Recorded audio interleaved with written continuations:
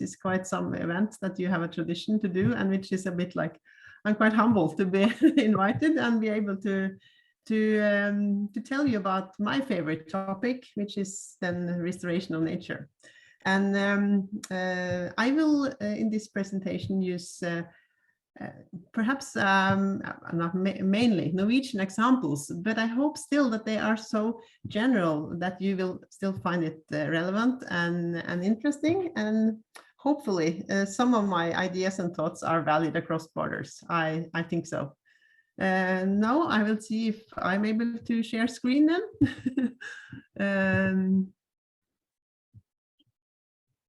Share.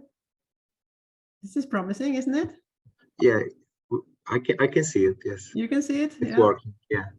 Good. And you let me know if something goes wrong now during this. I will. Yes. Yeah. Thank you so much.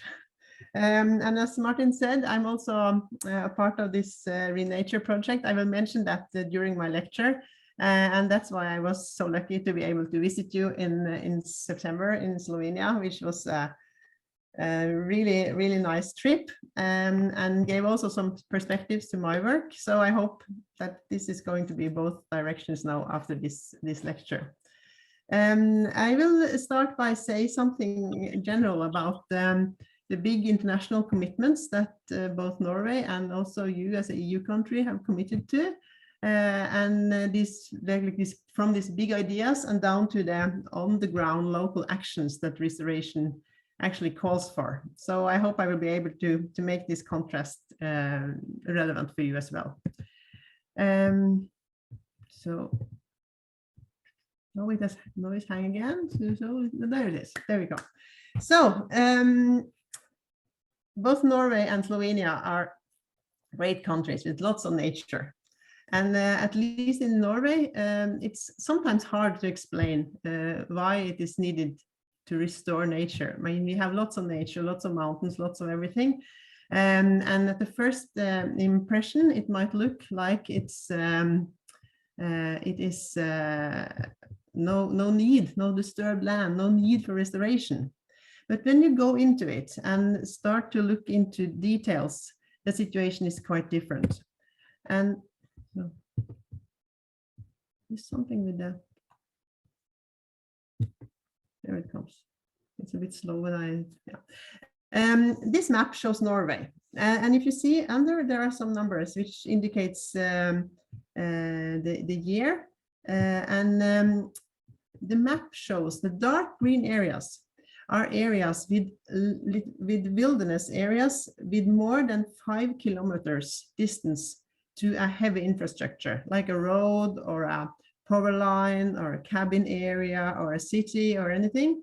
And as you can see in Norway, 100 years ago, 50% of the country had these wilderness areas with large untouched areas of nature. While now in 2013, actually this statistics is from, you can see that this has reduced dramatically. So now it's almost only the protected areas, the national parks, which have untouched nature. The rest of the country is still of high quality nature, but it has been divided by all this technical infrastructure, piece by piece. And I think that is a kind of illustration of what is going on in most of populated areas today. What's happening in Norway is that we have lots of red-listed species. We have lots of regulated rivers. We have lots of freshwater systems that are in not a satisfactory ecological condition. It means that we have lots of degraded land. And these pictures illustrates some of the main impact that we see today. The main pressure on nature in Norway today, as in most of Europe, and I think globally, is actually the habitat changes. That we build cabins, we build houses, we build roads, hydropower plants, lots of electricity related issues, like this picture on the top showing a big transforming station for electricity that really make very, very huge impact on land. And then as I think quite common across all developed countries, is the pressure from invasive species, from pollution, climate change on top of this. But by far the most important pressure today is actually the habitat changes. That we develop renewable energy infrastructure, mining, and all these things that really pushes our nature very hard. And when you get the climate change on top of this, we get a very fragile system. And this has been then the background for why all these international processes, like the International Climate Panel, and also the Nature IPBES, the Biodiversity Panel, all these international processes and the scientists are quite in line with the fact that our nature is under severe pressure, and the need to change this situation, to stop destroying nature, and at the same time also try to restore and turn everything back forth and towards a direction where we actually restore rather than destroy nature. And this is, of course, then the background for why the United Nations declared this decade of ecosystem restoration, which started in 2021, with the aim to massively scale up the restoration of degraded and destroyed ecosystems.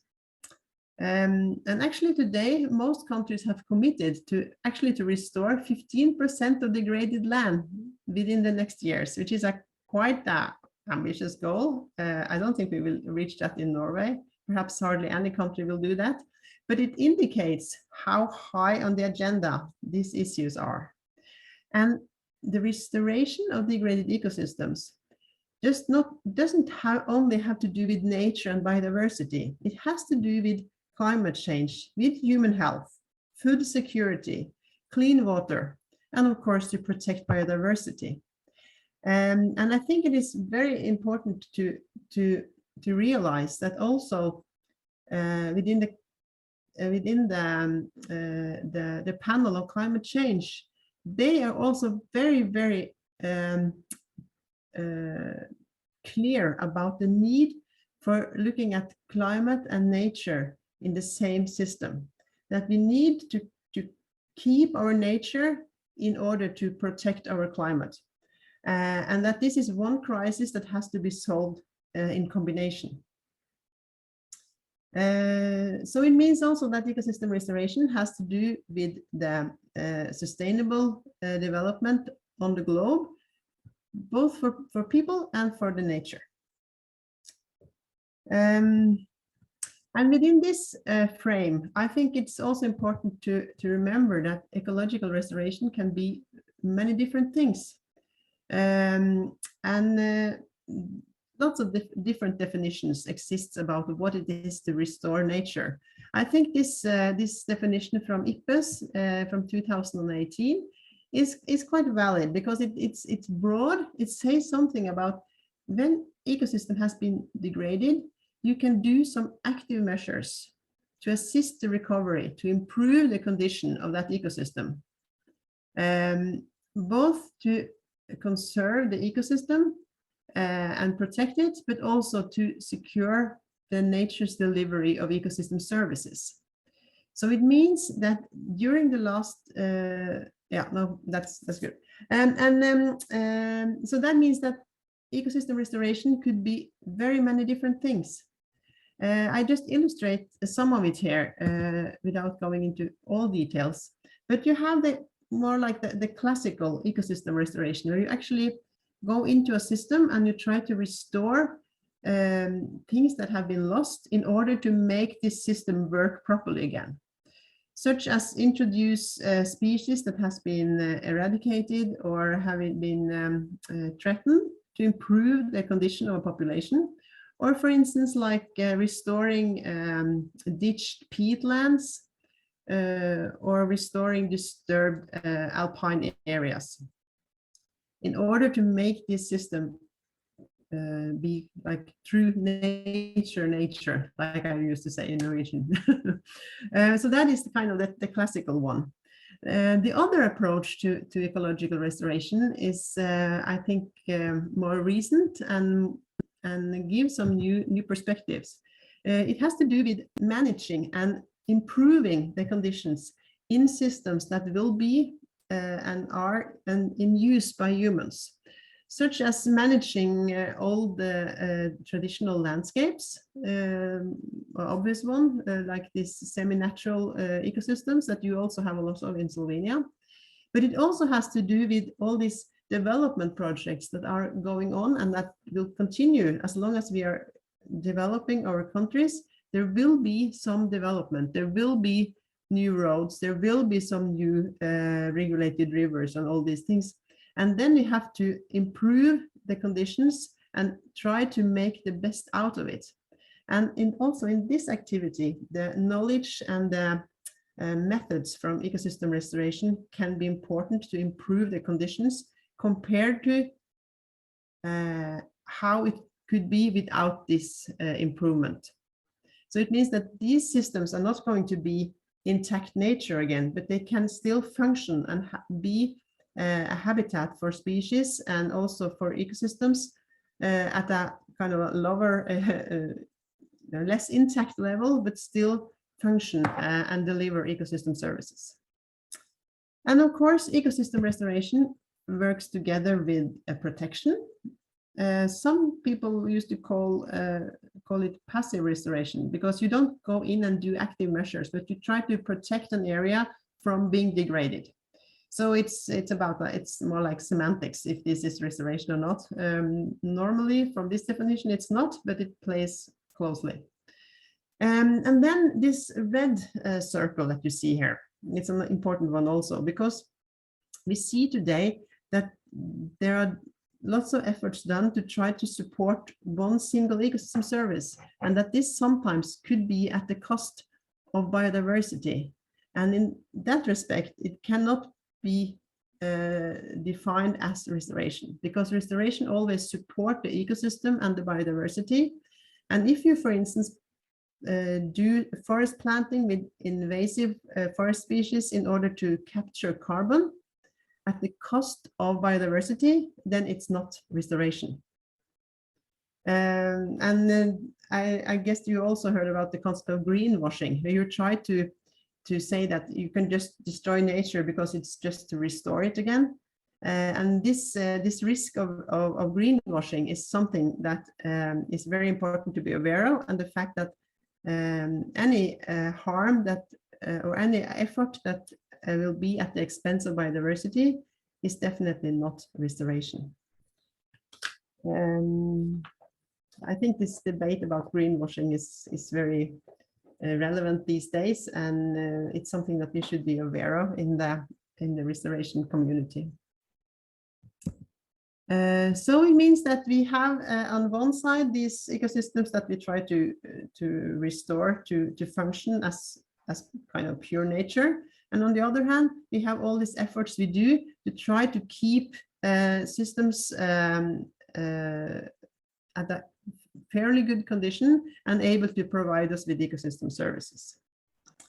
And of course, within this frame, it is a kind of a risk that restoration could be everything or nothing. And at least here, in my country, we have had a large discussion about what actually is restoration and what is not. I don't think that is a very fruitful discussion, but I think in order to try to organize our own activities, we have tried to divide them into three dimensions, if you could say. So if you say that this box is more like the total restoration chamber or space, we can say that one category of projects are those that I mentioned earlier, those that has a goal to restore degraded land into a well-functioning and self-sustainable ecosystem. The other dimension is those projects where you try to mitigate and limit the impact from new development, trying to improve the conditions compared to what it would be if you did not improve it, but being aware that these development projects will always reduce the quality of the nature, but it's kind of improving. And the last is about trying to improve the conditions in managed land, such as in semi-natural landscapes or in urban systems, where you absolutely will have people present and people living their lives within these ecosystems. But by doing good nature management, it's actually possible that these systems could support ecosystem services. And we have a lot of those projects, and I know that you have also.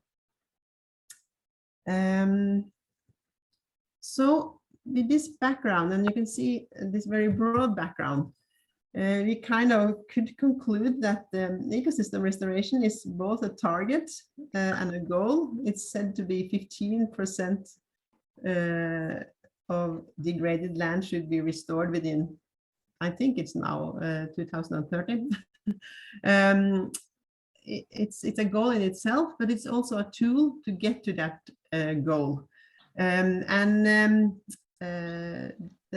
really big commitments here come from international community, from scientists, from politicians, from the countries abroad across the whole world, motivating to do restoration in order to turn the negative impact we cause on both the climate and biodiversity. A recent report from the United Nations have also clearly said that each of the 17 Sustainable Development Goals actually could be improved by doing restoration.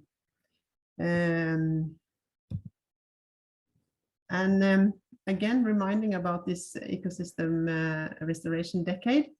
And the two very important keywords in this decade is the upscaling, that we should do this in large scale in order to achieve what we need to achieve. And the second keyword that I used to always mention in this respect is also the integration, which means to integrate the applied knowledge with science, and also to integrate nature and society. And I think that my examples later on now from Norwegian projects is going to illustrate exactly this, how much further you get with integrating this knowledge, and how important it is with this integration in order to do the upscaling. Restoration actually could take part at all different levels of biology, ecology, organization levels.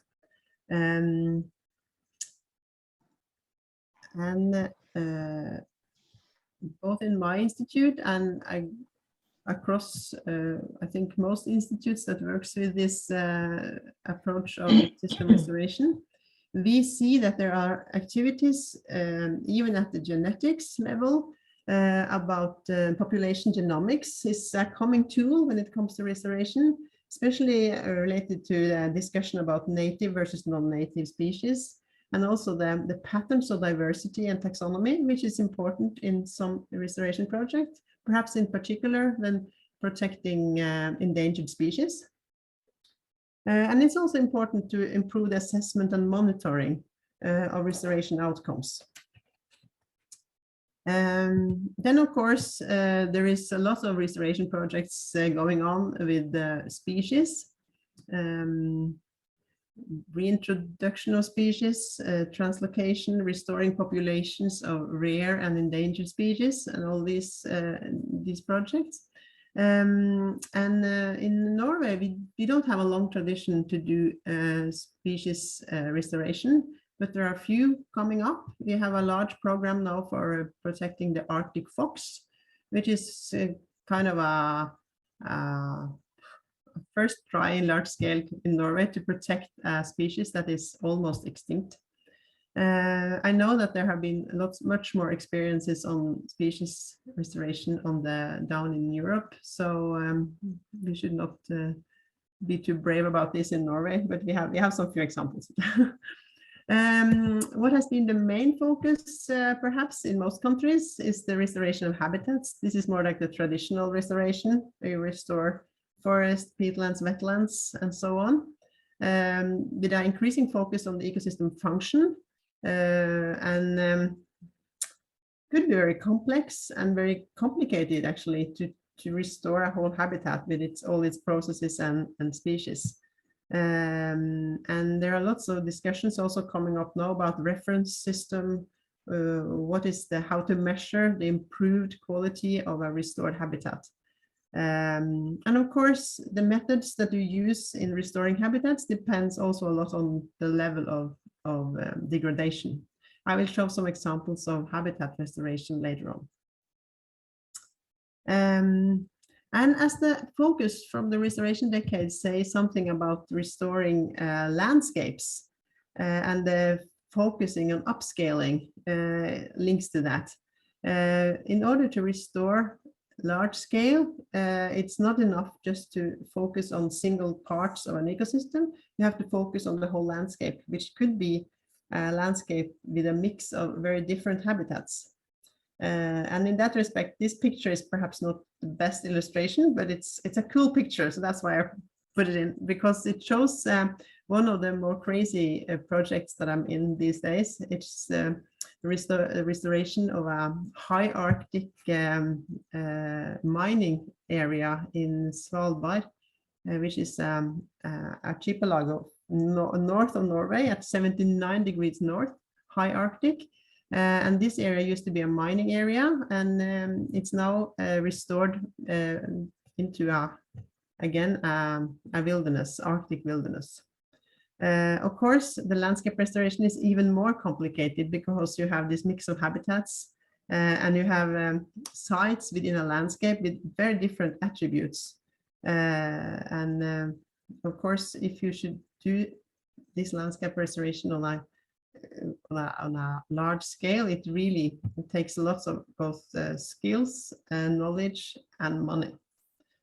And on top of this, of course, we have the social system that wraps everything.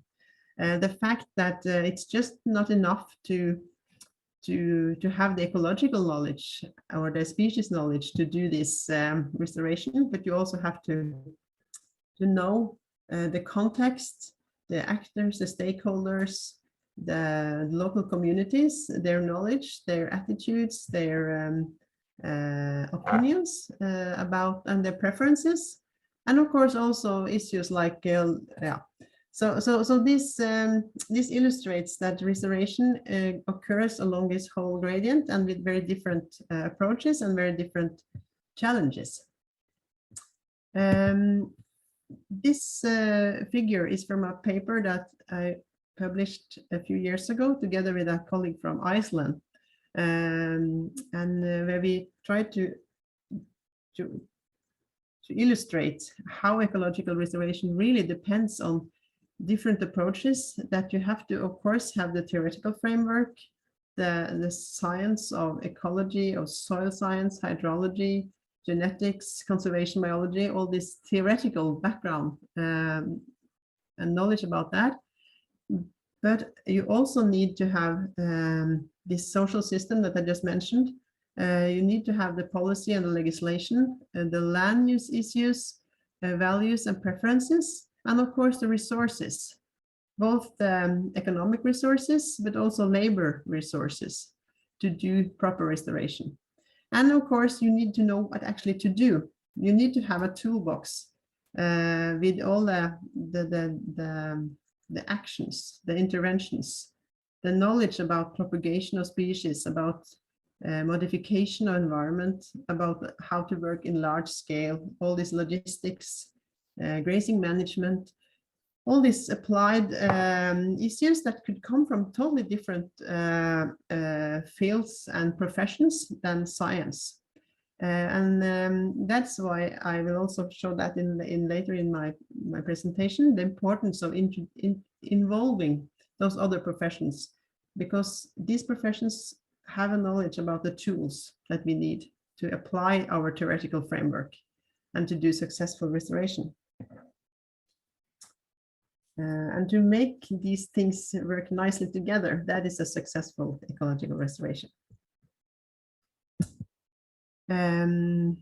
I used to say that when we do restoration, we just don't say that one thing is right or wrong, because it depends on so many different things. And what really this is essential for what we are going to achieve is a combination of what is wanted, what do you want to give priority to, and what is possible actually ecologically and economically. And these two keywords, I think, is very essential to present to yourself when you start a restoration project, because these two are really the key questions. I will go back just a short moment to the concept of degraded land, because restoration is, of course, the problem, or what to say, how what is actually the problem we should solve. I think that the entrance of the whole question of restoration is the fact that you have something that is degraded that you need to improve. That is kind of the entrance. And then you have to decide what needs for improvement do you need, and what are you going to improve it into? What is going to be the target for your intervention? But then, of course, there is a challenge about what is actually degraded land.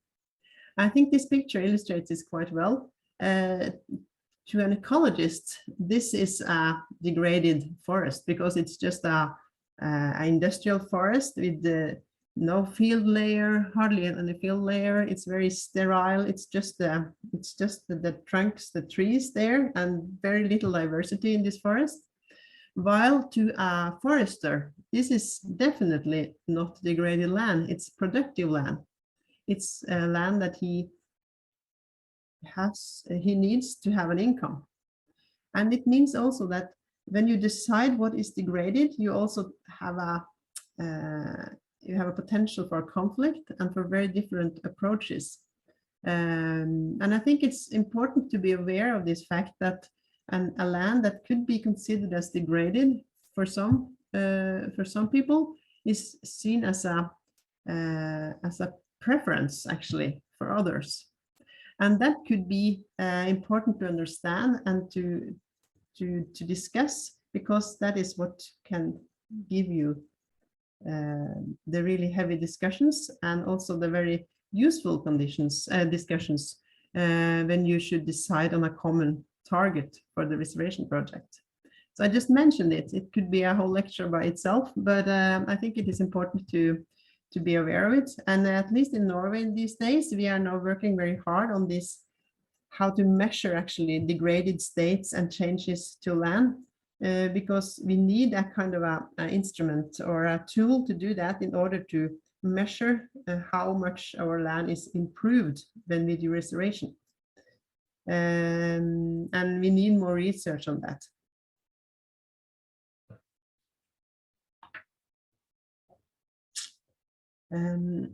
I think that this discussion about degraded land and this complexity of these questions is something that is actually quite recent. And I will just show you a very kind of easy or timeline of the restoration history. A short, very short version. The restoration activity is quite new. It's quite recent science actually. It started as late as, I think, the very first book in ecological restoration was released in the 1980s, which is quite late. And the idea then was that the restoration should be kind of the acid test for ecology. If you really knew how ecology worked, then you would be able to do restoration, because what you wanted to do was that you wanted to create or prepare for an original state. You did experiments empirically with a focus on ecology to see how species work together, and you could use that as a kind of a puzzle to develop or to restore this degraded land into something like it used to be before. And to return it to the capacity of of self-repair as to recover by puzzling these pieces together. And the approach was truly very biological.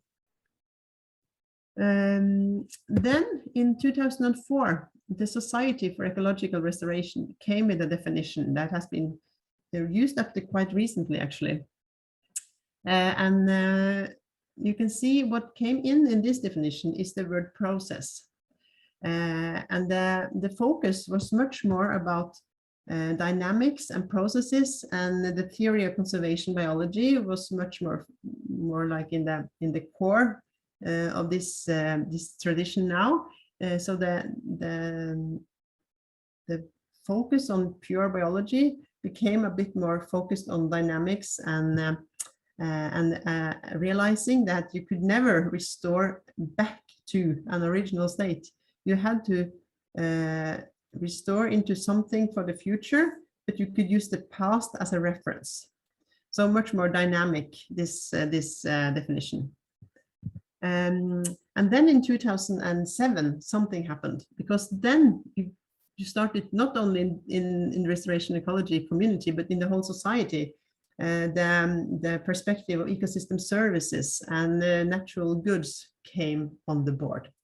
And then all of a sudden, there became a much more focus on the restoration to improve the ecosystem's ability to support ecosystem services, which is a kind of a game changer to restoration and caused a lot of discussion, of course, because then you got this potential conflict between restoring for ecosystem services and restoring for biodiversity. Very interesting debate. And up till today, then we have this IPBES definition, which has taken this a bit further, but still has also this focus on ecosystem services, on accelerate. You have the processes, you have the ecosystem services, and you have the biodiversity. So all these have been kind of united in this new official definition. But you still have quite a good focus on the benefits, how ecosystem can be restored to give benefits, but you also have the focus on mitigating climate change. So you can see that this whole topic of restoration has developed, and today it is a much wider and open discipline, integrating social sciences and ecology, and also economy, much more management oriented. And that fits very well with what's going on in the society, also in the much wider sense. So it indicates kind of the development in the society, I think. Yeah. And I think it also indicates the fact that today there is much more awareness about the link between sustainability, climate mitigation, and nature and biodiversity. The kind of the awareness that the intact and well-functioning nature is actually the best carbon storage and sequestration system we have. And it also means that when restoring for climate change, you have to be aware to protect the biodiversity and ecosystems, but also to restore them in order to achieve the sustainable goals. And especially in Norway and northern ecosystems, this has made a very large focus on peatlands, because peatlands, they hold large quantities of carbon, and they are also important habitats with unique biodiversity. And we see now that the ecosystem accounting, that you actually count and measure how much of an ecosystem is degraded, for instance, from development projects, and development of tools like carbon calculations, so that the damage of nature can be a part of the climate change, carbon calculations in these development projects. So this picture at the left here shows it's from the Norwegian news a few months ago, where they were decided to build a new highway just across a peatland. And then someone just mentioned and reminded that the fact that you were going to destroy so much peatland and the amount of carbon that would be released from this development would make this project much less favorable in total in supporting ecosystem services, like reducing the travel distance and the travel time, and use of diesel, petrol for the cars, all these things. But as long as you didn't calculate the carbon release from destroying these peatlands, these calculations has no value. And this has been a very, very important topic and increasing interest in the Norwegian society and in northern society just these last few months. So that's why I just mention it here. So this link between climate and biodiversity and nature is increasing, and it really shows how a restoration is a core to solve all these big challenges. So what is actually going on around the world? As you know, Norway is not a part of the EU, but we have this EEC agreement with EU. It means that some of the EU regulations are adopted by Norway, some are not. It is obvious now these days that the EU is a kind of it's the leading star on these issues. EU has its very strong biodiversity strategy and defining biodiversity targets that are really, really tough ones. And you know, of course, better than me, that EU is now developing a restoration law and developing national strategies for each country to do the restoration is a part of this law. And I think that in Norway have to follow this. So we are very aware of what's going on in the EU these days. And it's going to be motivating and I guess also partly irritating for some politicians. But anyway, to us that are interested in restoration, it's really motivating. And within this context and in this list of interesting activities is also the bond challenge, which is a huge challenge where large countries, especially in the southern and temperate areas, have agreed on restoring 350 million hectares of forest by 2030 to capture carbon. And then we also, again, just have to mention it again, that this could be a very good thing, but it could also be a very bad thing if you do it the wrong way, use the wrong species and things like that. And there are lots also in the news about how this commitment to sequester carbon could be a threat to biodiversity.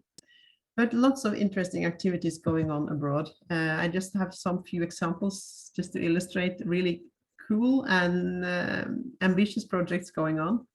Madrid in Spain planned to actually establish 74 kilometers of new forest around the city in order to lower the temperature on very warm days, because you know under a tree there's a shadow, and this shadow could be could represent the small difference of being just too hot for people to take.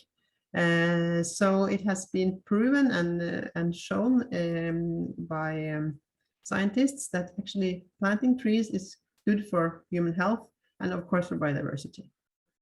Very good example. And another example is from South Africa, where you have thousands of people employed by the state to restore forest and wetland systems in order to reduce erosion and to reduce evaporation of the water reserves.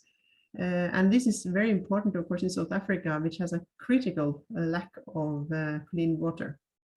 So large-scale restoration going on.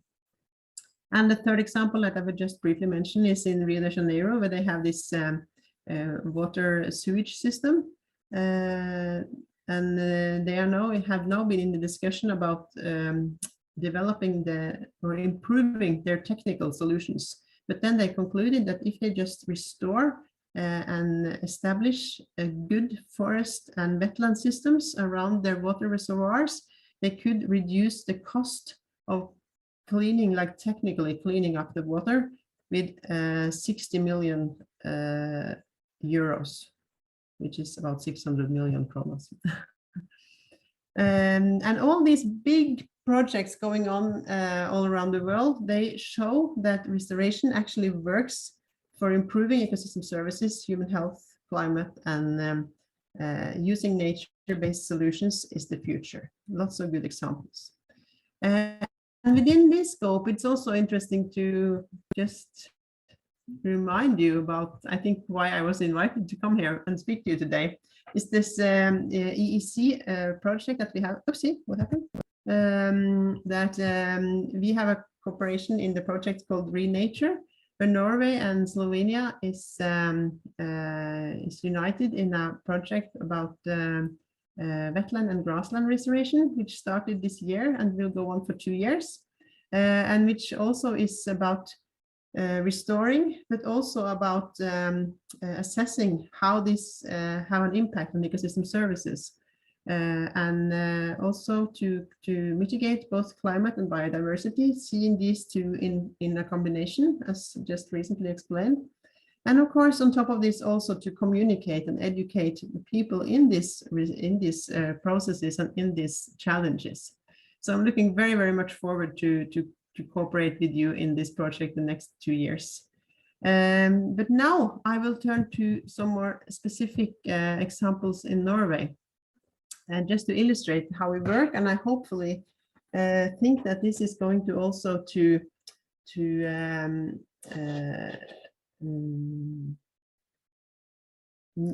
be relevant for you, as many of the processes and the challenges and also the solutions, they are independent of ecology and independent of actually which country you're in. And I hope to show you that restoration actually can be done, and it's important both to improve the ecosystems and also to improve the human well-being. Due to the fact that we are not too many people in Norway, and we have quite a large space, and traditionally had lots of nature, we are also what I call the late bloomers when it comes to restoration. But lots of activities have started now just during the last few years, and some projects are bigger and have been going on for some years. We have a national plan for wetland and peatland restoration that is related to the carbon storage that I just mentioned for you. The fact that Norway has also committed to reduce its carbon emissions, and restoring wetland is a tool in that respect. And we also have a strategy for restoration of rivers and lakes, and also some smaller projects about restoring endangered nature in more like semi-natural systems. And then we have also some few big single projects which has absolutely a political or strategic reason.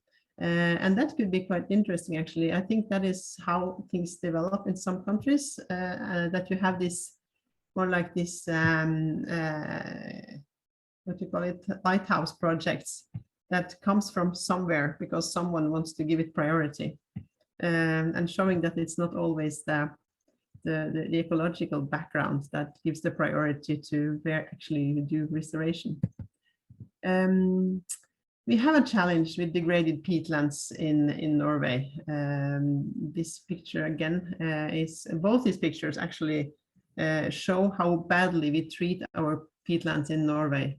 The picture to the right shows access road to a hydropower plant, and of course hydropower is said to be clean green power to reduce carbon emissions. But when you treat the peatland like this to get to this hydropower plant, then you have to recalculate your carbon emissions.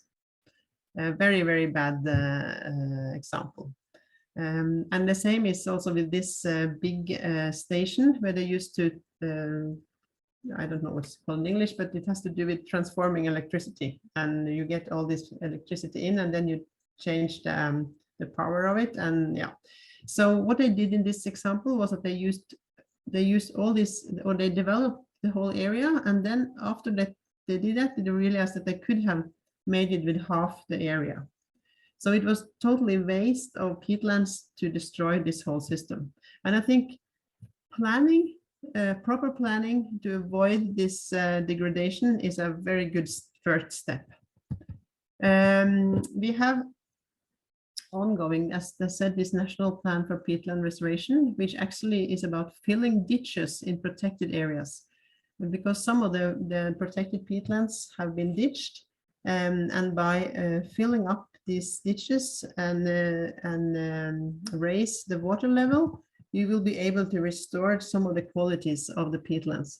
And that has been done to quite a big extent during the last 4 or 5 years. And it's going to continue. It's hard to measure what is the impact, because on the short term, as you may know, the restoration of peatland like this will actually increase the release of methane, which is a very vital carbon emission.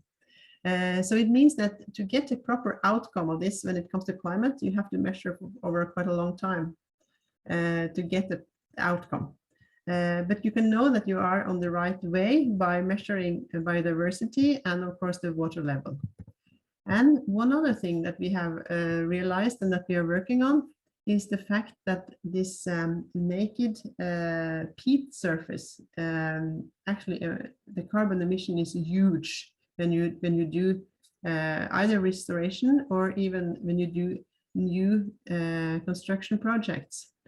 So in this project, they actually were quite good at taking care of the peat, and they put the peat back in the area after they did the construction work, and they tried to restore it as good as they can. But then we know that as the naked peat is a really huge carbon emission. And we also know that if the vegetation comes back, if you get the turf or the peat mosses back on the surface quickly, these peat mosses actually, they eat methane. It means that they can actually reduce the loss of methane really, really much. So if you're able to then to revegetate these peats, then you could reduce the carbon emission significantly in much shorter time. So these are the things that we are working on these days, and as I said, peat for peatlands are in very high priority for restoration in Norway, and what we are struggling with now is to get a proper monitoring program, including both the carbon and also the biodiversity. And then we also do some restoration of rivers and lakes. And I guess some of these examples could be highly relevant also for you and for the work that we do in Renature. As for most countries, I think that small rivers and brooks have been channeled through the agricultural landscape, and the forest along the river has been removed in order to get the agricultural area as large as possible. So intensification of the agricultural landscape. And this has also reduced the biodiversity in these small rivers, and also reduced the population of fish. And in Norway, this brown trout is a very, very important species to people. To fish brown trout and to have brown trout in your property is a very is very popular. What we did last year was that we opened up and rechanneled or reopened some of these channeled small rivers and made habitats and adapted them to the habitat that this brown trout likes. And we did it in a very close cooperation with the management authorities, both locally and regionally. And also we had to have, of course, the landowner on board, and we had a very skilled contractor, and we had scientists that knew about the habitat quality that was needed from this brown trout.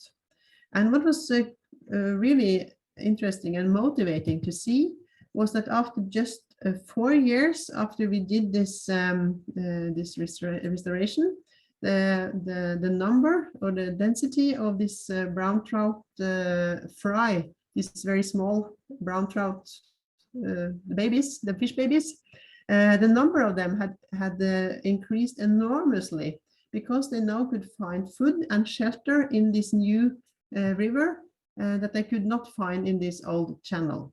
And what happened then was, of course, that this good result was also motivating for the neighbors of this landowner. And they also wanted to do the same thing with their river when they could see the very nice result. So I think that to start with small projects and let them be a motivation for others is a very good approach. And what we also could see that we could then, we will also do some revegetation along the side of this river to get the forest back. And this is also expected to have, to reduce the sedimentation and also to reduce the impact from floods in this area, because the whole system is much more stable and resilient. This is another example, and I remember this case when we went down to the visit in Slovenia in September, and we're looking at some of your big lakes and also the small ponds. And I realized, I forgot this example. So this is a picture. It's a picture from 1969 showing a water just across the fjord where I sit now. And then this system was also heavy under pressure from agriculture and also from some other local activities like a local mill and things like that. And what happened was that the whole system was totally degraded by ditches and leading out the water and to making this area as a grazing area for animals. So in 2012, the whole pond was totally gone. This is also a very, very important, and used to be a very important area for birds. And we also have a Ramsar International bird area just next to this site. And this site used to be a part of that area. But of course, when it was drained out like this, it was not very attractive for birds. You can also see here that the water is actually led out of the whole system. And then after a long process and lots of discussion and lots of integration and building up knowledge and debating in the local community, in 2017, I think, the work started, and they wanted to reopen this water system again and to close the ditches and to get the water back into the system. And in 2017, at the end of the season, they actually had been able to reopen the system and to hold the water as it used to be. So this picture was taken 3 years ago when I visited the area, and now the water is back, and the area is really packed with birds in the spring, and it has become very, very popular for recreation. So it supports lots and lots of biodiversity and also ecosystem services. So I think that if the project group in Renature should come to Norway, this is one site that we should visit, but we can go back to that later. The last example has to do with wetlands and ponds and stuff, is this one. And I guess you also have in your country discussion about compensation, about how you could actually compensate the degradation of one area by restoring another area. And this has also been a discussion in Norway, not much used, but we have some few examples. And in this example, we had a hydropower company that were able to, were allowed to establish a stone quarry when they were rehabilitating a hydropower dam. But then they were also, they also got this permission just if they were able to restore this area afterwards and to make it into a wetland. And in 2021, this area looked like this.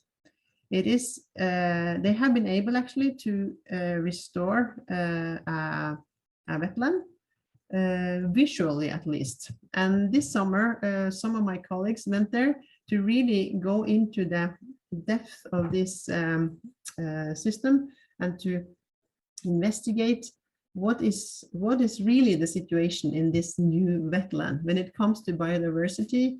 Birds, we do eDNA to map insects. We do all the species like the sphagnum mosses and everything. And also look at the carbon storage in this system and try to get an idea about the quality of this wetland compared to other wetlands in the area. And putting focus on the fact that it's not about the area that you restore, but it's also about the quality that you actually restore. So this is, I think, one of the very few examples that we actually have about compensation in Norway that we really have been able to dive into. Talking about ecosystem services, then I think it's also important to mention that we have cities which have a potential to support us with lots of other ecosystem services. And as more and more people live in the cities, it's also really important that these areas hold the qualities and support the biodiversity locally, so that people can actually experience nature where they live. And in this case, this is actually in Trondheim, where I live, which is the third biggest city in Norway. I think we have about 200,000 inhabitants. And the area in this picture, it used to be a heavy industrial site, and there was used to be a little river there, but it was piped. Then a big development project in this part of the town occurred, and some bright person at the local municipality suggested that this area should be turned into a kind of a nature park. And in 2007, the area was the river was reopened, and the area was restored by using only native species. And this river now flows all the way down to the fjord, and it starts up in a small little mountain area just next to the city. So all the way up, we've now been able to make a kind of a green corridor all the way from the hills and down to the sea. And as I said, this is in 2007, and today this area looks like this. It has become really an important area for the residents of this part of the city, and it's very popular also for people coming from other places to walk here and to experience. And it's lots of species here, and it shows that you don't need to have lots of wild nature to be able to improve the ecological conditions and to use restoration to support ecosystem services. I think this is a very good example. Another example of on-the-ground restoration is actually my favorite restoration project. That comes from the fact that I've been working up in this area for 20 years. It's a very special project. It's about restoring an old military training area in the high mountains of Norway. The reason why I have it here, I think it is a bit strange, but it still is highly relevant for other projects because it has to do with upscaling and it has to do with integration. the background for this project is that this area is 165 square kilometers, and it has been a military training area for 100 years. First for the Norwegians, then it was used during the Second World War, and after that it was used by NATO forces to come here to train whatever such soldiers trained. Heavy military activity, but still with large high mountain nature qualities, and also very high technical infrastructure, heavy infrastructure. And then the Norwegian Parliament decided in 1999 that this area should be brought back to civilian use, restored, and made into a national park. It was a kind of a crazy high ambition for a project like this, and it had never been done in Norway before. And actually, perhaps the politicians didn't even know what they were deciding. They just wanted this area to be national park and not a military training area. It was the defense agency in Norway that was responsible for the project. And Nina, where I work, we got an agreement with them and a contract with them to support on everything that has to do with ecosystem restoration. So we've been involved in the project all the way through. And that has been really interesting because we have been able to put the theory of restoration into a large-scale restoration project, and I've been able to follow it up with research, with master students, with monitoring, and use this as a kind of a case project to develop lots of new knowledge that is transferred into other areas. And as you can see, we had 60 kilometers of roads, lots of military infrastructure and buildings and everything should be wiped out. And also perhaps the main part of the project was that the area was packed with unexploded ordnances that soldiers had to go and search for and take out of the area. And of course, that meant that there was also a risk with the digging, and the whole system was really complex and really complicated. What we did was that we actually developed a method that we call the green training, which is about the communication and the dialogue within the project.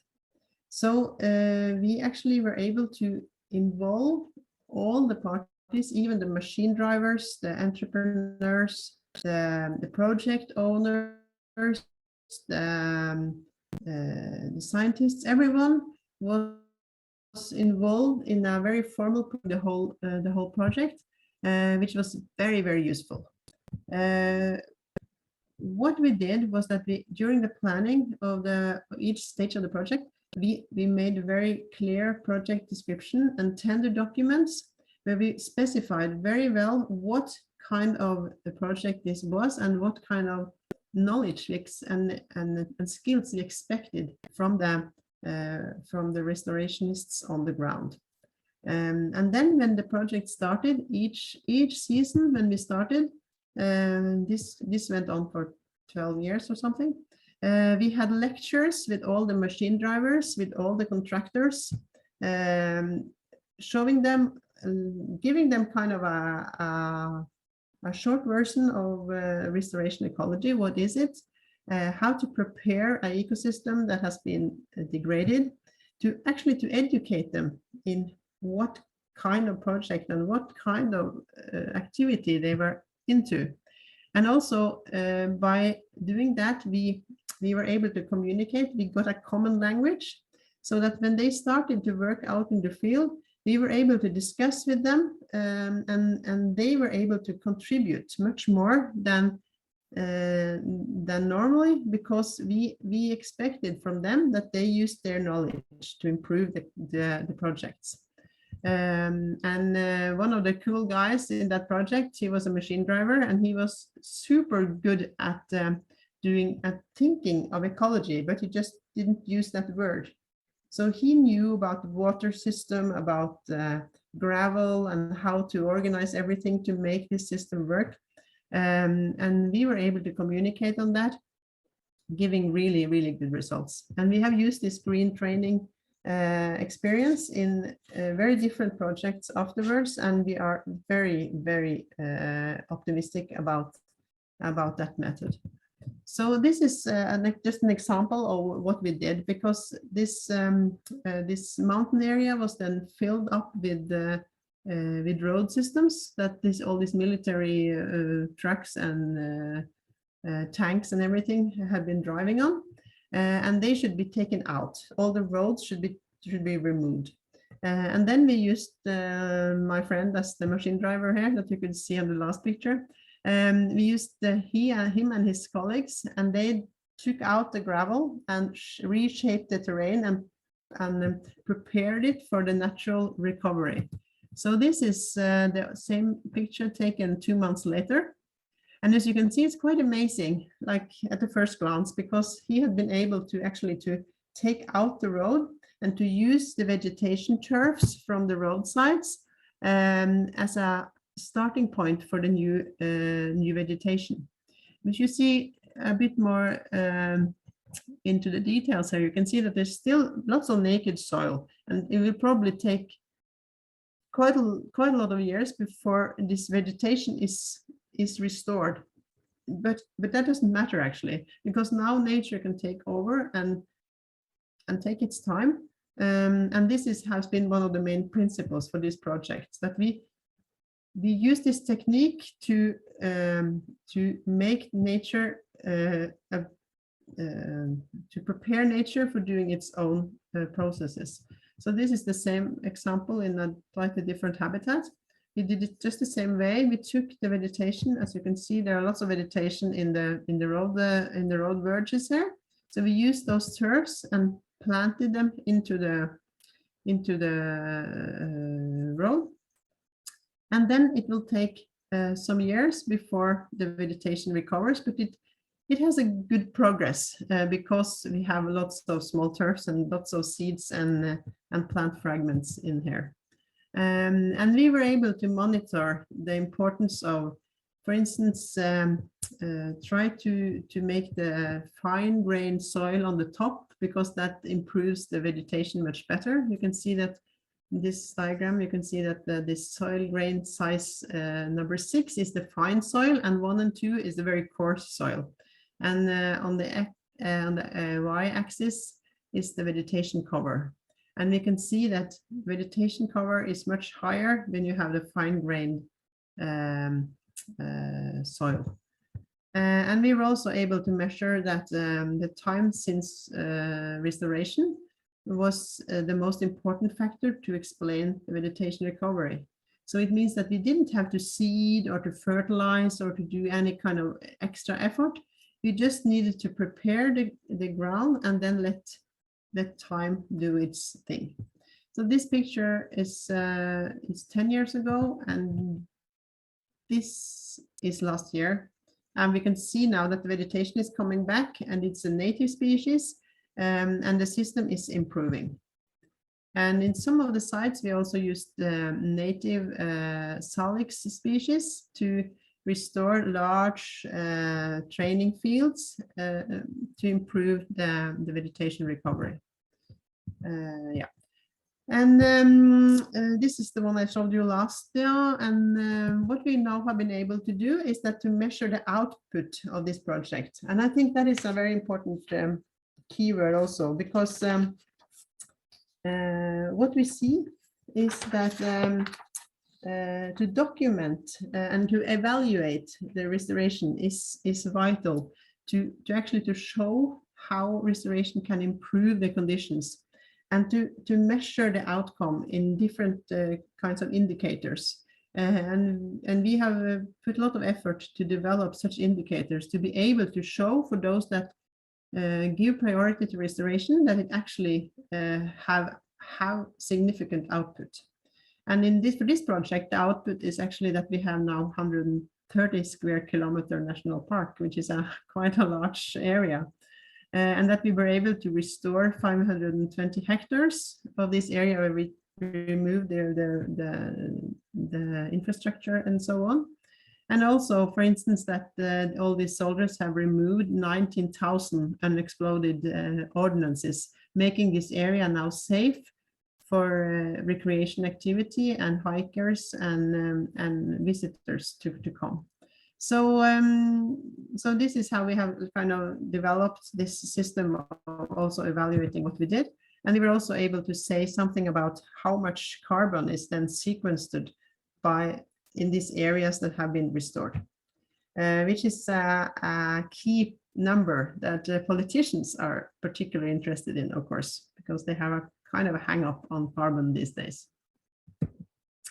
So, this is one of the vans or the cars that these machine entrepreneurs used, the contractor, and we're quite proud of being a part of this project. So now we are getting to an end.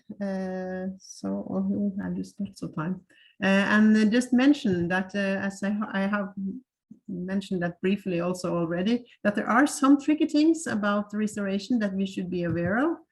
The fact that ecosystem services and biodiversity could sometimes be in conflict, that there are some interesting issues here that we should be aware of. But at good projects, we are able to integrate these two. And the second is, of course, the greenwashing thing that I mentioned briefly, that some developers considered compensation as an opportunity just to continue to degrade nature because you can just restore.